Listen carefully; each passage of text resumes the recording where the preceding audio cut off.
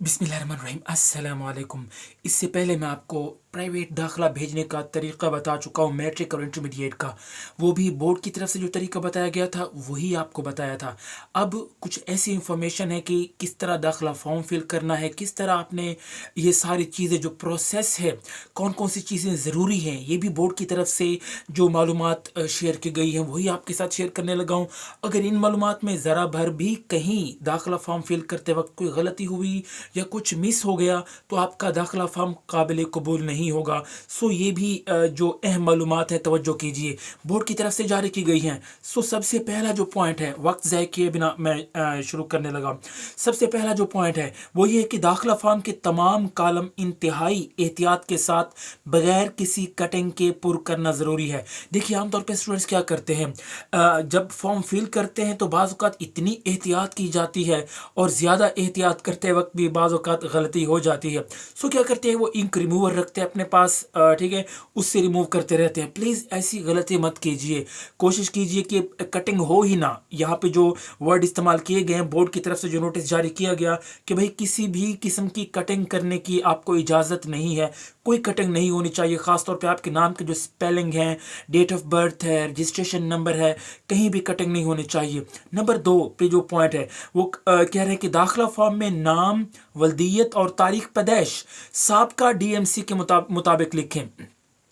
यानी कि 10th और 12th वाले आप अपना नाम, वल्दियत और ये सारी चीज़ें अपने 9th या 11th के मुताबिक लिखेंगे। या अगर आप 9th के स्टूडेंट हैं या अगर आप 11th के स्टूडेंट्स हैं तो पिछला जो भी आपका रिजल्ट था उसमें जो भी आपका नाम था वही स्पेलिंग सेम वही चीज़ें आपने लिखनी है। अगर आप ज़रा से भी गलती करेंगे, स्पेलिंग की गलती करेंगे, कहीं डेट ऑफ बर्थ या रजिस्ट्रेशन नंबर में कहीं या फिर एड्रेस के स्पेलिंग में कहीं ज़रा सी भी गलती होगी तो वो आपके गले पड़ जाएगा। रिजल्ट के वक्त बहुत प्रॉब्लम होगी, अब भी प्रॉब्लम हो सकती है, आपकी रोल नंबर स्लिप रोक सकती है। सो एहतियात की जरूरत है। तीसरा जो पॉइंट है वो है मतलूबा साइज की 2 अदद मेयारी तस्वीर। अच्छा, जो तस्वीरें आपके पास होती हैं पासपोर्ट साइज, आमतौर पे जिनका जो बैकग्राउंड होता है वो ब्लू बैकग्राउंड होता है। सो 2 तस्वीरें होती हैं, एक तो ऊपर लग जाती है एडमिशन फॉर्म के ऊपर, जब उसको अटेस्ट करता है कोई प्रिंसिपल तो उसके ऊपर स्टैंप भी लग जाती है, सिग्नेचर भी लग जाते हैं, सिग्नेचर भी हो जाते हैं। सो जो दूसरी तस्वीर होती है वो एडमिशन फॉर्म के नीचे एक जगह होती है जो कि तस्दीक नहीं होती, उसको तस्दीक करने की ज़रूरत भी नहीं है, वो दाखिला फॉर्म के नीचे लगती होती है। सो इस चीज़ का आपने ख्याल रखना है। कुछ स्टूडेंट्स ये गलती करते हैं कि जो 2 तस्वीरें होती है उनको एक साथ ही लगा देते हैं ऊपर। ऐसा आपने नहीं करना, एक तस्वीर ऊपर लग जाएगी जो कि अटेस्ट भी हो जाएगी, दूसरी नीची जगह होगी एडमिशन फॉर्म के ऊपर, वहां पे लगा देनी है। बड़ी एहतियात आपने करनी है। एक और एहतियात आपने ये करनी है कि तस्वीर को स्टेपलर नहीं करना, स्टेपल कभी भी नहीं करना, गम के साथ, ग्लू के साथ लगानी है ताकि जो है वो तस्वीर बेहतरीन तरीके से लग जाए और आपको स्टेपलर लगाने की इजाज़त भी नहीं है। बाद में आपका जो फॉर्म होगा वो काबिल कबूल नहीं होगा।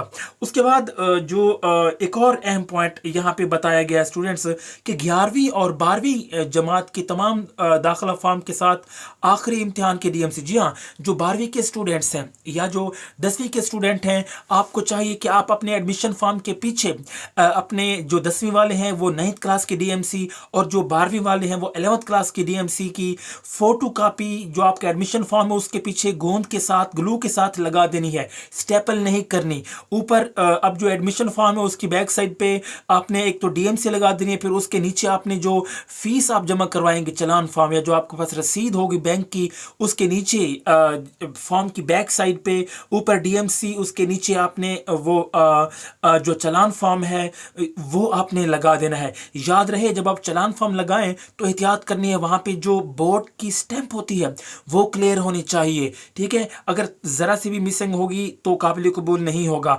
और एक और चीज़ जो आपने डीएमसी लगानी है, फोटो कापी लगानी है, याद रखिए जब भी आप एडमिशन के लिए अप्लाई कर रहे हैं, कोई भी अपना डॉक्यूमेंट या रिजल्ट कार्ड आप लगा रहे हैं साथ में, या आगे आप जॉब के लिए कहीं भी अप्लाई करेंगे, हर जगह आपको अपनी फोटो कापी लगानी है। ये पॉइंट आप अपने जहन में रख लें, कहीं आपने अपना ओरिजिनल डॉक्यूमेंट नहीं लगाना, फोटो कापी ही लगानी है। ये एक रूल है, इसे अपने जहन में आप रख लीजिए।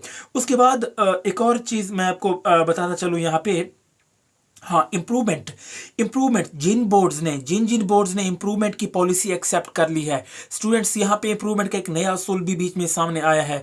अब जो स्टूडेंट अभी फ्रेश एग्जाम दे रहे हैं 10वीं का या 12वीं का, उनके बाद इसके बाद उनके पास 4 साल होंगे। 4 साल के अंदर अंदर वो अपने 4 अटेम्प्ट में इम्प्रूव कर सकते हैं, जबकि पंजाब का जो होगा वो 3 इयर्स होगा।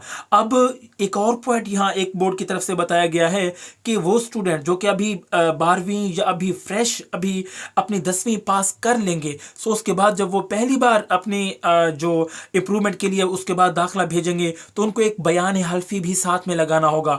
उस बयान हल्फी में आपने ये लिखना है कि भाई मैंने 10वीं के बाद इंटरमीडिएट में दाखिला नहीं लिया और ना ही मैंने इंटरमीडिएट की आगे डिग्री ली है, इसलिए मैं दोबारा अपनी 10वीं को इम्प्रूव करना चाहता हूँ। या 12वीं के वो स्टूडेंट्स जो कि बाद में इम्प्रूव करना चाहेंगे इस नई इम्प्रूवमेंट पॉलिसी के मुताबिक, सो उन्हें एक बयान हल्फी साथ में लगाना होगा, जिसमें वाज़े तौर पे उन्हें बताना होगा कि भाई उन्होंने अगली जो BS या 14वीं क्लास की जो डिग्री है वो हासिल नहीं की, सो वो अपनी इंटरमीडिएट को दोबारा इम्प्रूव करना चाहते हैं। सो कुछ बोर्ड्स ने ये नोटिफिकेशन जारी किया है कि भाई साथ में बयान हल्फी भी होना चाहिए। सो आपका कोई बोर्ड है, आप बयान हल्फी सब तैयार कर लीजिएगा, ताकि अगर बोर्ड वाले आपसे बात मिले और आपके पास एट ए टाइम ना हो तो आपके लिए प्रॉब्लम हो सकती है। तो आप सब इसको बनवा लीजिएगा जब आप इम्प्रूवमेंट के लिए अप्लाई कर रहे हो।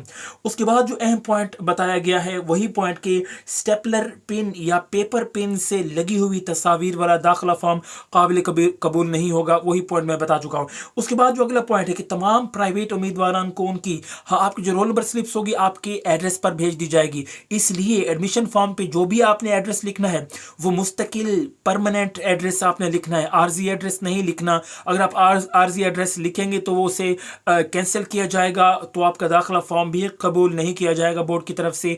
परमानेंट एड्रेस होना चाहिए जिस पे आपकी डाक आमतौर पे जाती रहती है, सो उसी एड्रेस पे बाद में आपकी रोल नंबर स्लिप जाएगी, उसी एड्रेस पे बाद में आपका रिजल्ट कार्ड जाएगा। सो आपने बड़ी एहतियात करनी है ये एड्रेस लिखते वक्त, ये भी एक अहम पॉइंट है। उसके बाद एक और चीज़ मैं और हाँ, अगर रोल नंबर स्लिप आपके पास नहीं पहुंचती, आमतौर पर जो रोल नंबर स्लिप होती है वो इम्तिहानात से 10 से 15 दिन पहले जारी कर दी जाती है। तो आप देख लीजिएगा, अगर इम्तिहान से हफ्ता पहले या 3-4 दिन पहले आपके पास रोल नंबर स्लिप नहीं पहुंचती, तो आप जाके बोर्ड ऑफिस से अपनी रोल नंबर स्लिप पर्सनली जाके ले सकते हैं, इसका कोई प्रॉब्लम नहीं है। रोल नंबर स्लिप की फ़ोटो कापी भी चल जाएगी, इसकी भी कोई टेंशन नहीं है।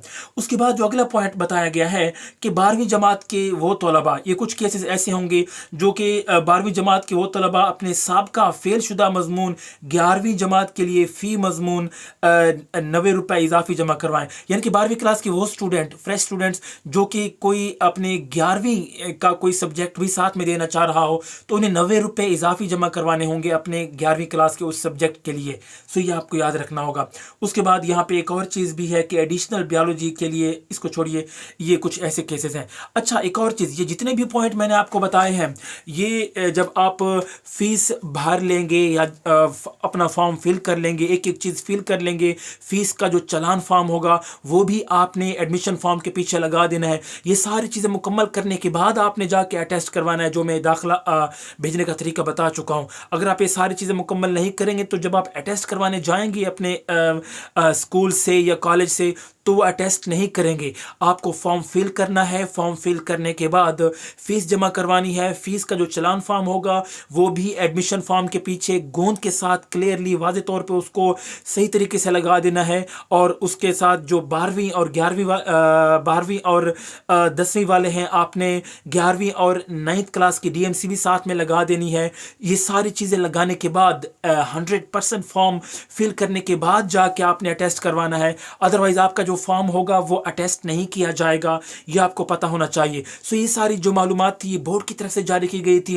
अगर कुछ आपको समझ नहीं आता, कोई कंफ्यूजन है, सो नीचे कमेंट बॉक्स आप लोगों के लिए दिया हुआ है, आप बिला झिझक पूछ सकते हैं। पहले की तरह इंशाअल्लाह ताला आपकी रहनुमाई की जाएगी। अगर हो सके तो इसे लाइक भी कर दीजिए, शेयर कर दीजिए। आपके शेयर करने से दूसरे स्टूडेंट्स तक ये इन्फॉर्मेशन पहुँच जाएगी जिन्हें नहीं पता। आमतौर पर स्टूडेंट्स गलतियाँ कर जाते हैं, छोटी छोटी गलतियाँ बाद में उनके लिए वबाल जान बन जाती हैं। जब मतलब रोल नंबर स्लिप रुकी होती है या जब बाद में रिजल्ट रुका होता है, सो ये बात में बड़े ज़लालत होती है, बोर्ड के चक्कर लगाने पड़ते हैं, फीस भरनी पड़ती है। सो उससे बचने के लिए इन छोटी छोटी चीज़ों का आपको ख्याल रखना होगा। Thank you so much. अल्लाह हाफिज़।